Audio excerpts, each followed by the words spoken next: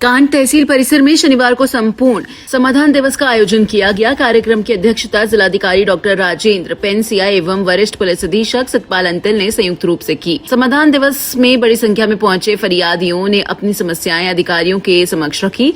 अधिकारियों ने एक एक शिकायत को गंभीरता से सुनते हुए संबंधित विभागों को शीघ्र निस्तारण निर्देश दिए। जिलाधिकारी डॉक्टर राजेंद्र पेंसिया ने बताया कि तहसील दिवस में सबसे अधिक शिकायतें भूमि संबंधी विवादों से जुड़ी प्राप्त हुई। इसके अलावा नगर क्षेत्र में खराब सड़कों, बिजली आपूर्ति तथा अन्य जन समस्याओं को लेकर भी लोगों ने शिकायतें दर्ज कराई। उन्होंने कहा कि जनता की समस्याओं का त्वरित और पारदर्शी समाधान सरकार की प्राथमिकता है तथा किसी भी स्तर पर लापरवाही बर्दाश्त नहीं की जाएगी। वरिष्ठ पुलिस अधीक्षक सतपाल अंतिल ने पुलिस विभाग से संबंधित शिकायतों की गंभीरता से सुनते हुए संबंधित अधिकारियों को निष्पक्ष कार्रवाई के निर्देश दिए। उन्होंने कहा कि आमजन को न्याय दिलाना प्रशासन की जिम्मेदारी है और सभी शिकायतों का समयबद्ध निस्तारण सुनिश्चित किया जाएगा। संपूर्ण समाधान दिवस के दौरान विभिन्न विभागों के अधिकारी भी मौजूद रहे, जिन्होंने मौके पर कई समस्याओं का समाधान किया। वहीं जिन शिकायतों का तत्काल निस्तारण संभव न हो सका, उन्होंने संबंधित विभागों को भेजते हुए शीघ्र कार्रवाई करने के निर्देश दिए हैं। इस अवसर पर तहसील एवं पुलिस प्रशासन के अधिकारी, कर्मचारी तथा क्षेत्र की बड़ी संख्या में ग्रामीण और नगरवासी उपस्थित रहे।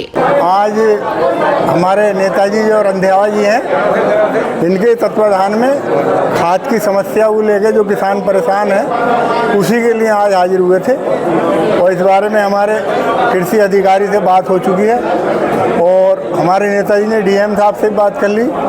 उम्मीद ये है कि अब खाद की कोई परेशानी नहीं रहेगी और आने वाले टाइम में जो समस्याएं थी, जो दवाई को लेकर ज़बरदस्ती जो है दवाई दे रहे थे, उससे भी छुटकारा मिल जाएगा। किसान क्या क्या मांगी थी डीएम साहब ने, क्या आश्वासन दिया? डीएम साहब से खाद के ही लिए मांगी थी और उन्होंने डीएम साहब ने आश्वासन दिया है कि आपके जो है 10 कट्टों की बात करी थी 1 हेक्टेयर पे, लेकिन उन्होंने जो है 9 कट्टों पे वो राजी हो गए और उन्होंने आश्वासन दिया कि 9 कट्टे आपको मिलते रहेंगे।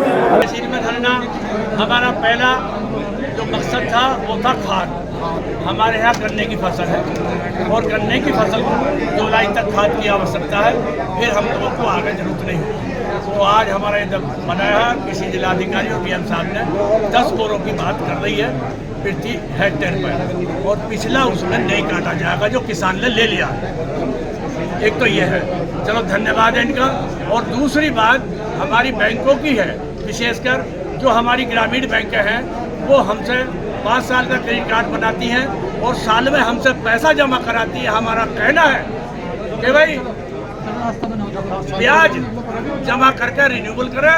उन्होंने कहा कि मुख्यमंत्री ने मान ली है और वो आदेश लागू हो जाएगा।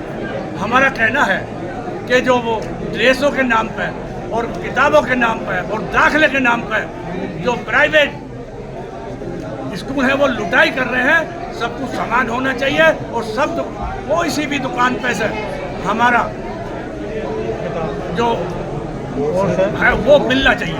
अधिकारियों का आश्वासन से आप संतुष्ट हैं?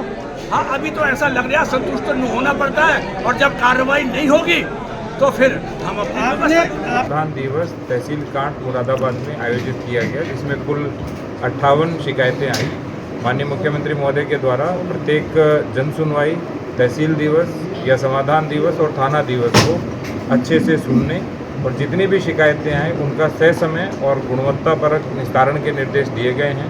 उसी के क्रम में यह एसडीएम साहब को और संबंधित जितने विभाग हैं उन सभी को निर्देशित किया गया है कि जो शिकायतें आई हैं उनका गुणवत्तापरक निस्तारण करके 15 दिनों बाद व्यक्तिगत रूप से मेरे से समीक्षा करवाई जाए। सर, कौन सी समस्या अधिकतर है?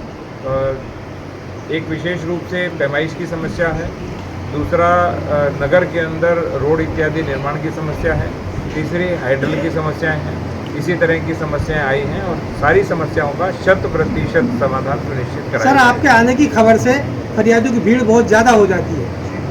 देखिए, माननीय मुख्यमंत्री महोदय के निर्देश हैं कि कोई भी जिला स्तरीय अधिकारी हो या अन्य विभागीय अधिकारी हैं या तहसील स्तर के ऊपर, वो एक एक व्यक्ति को बहुत प्रेम के साथ, सम्मान के साथ सुने और उनकी सही समस्याओं का 100% निराकरण करें।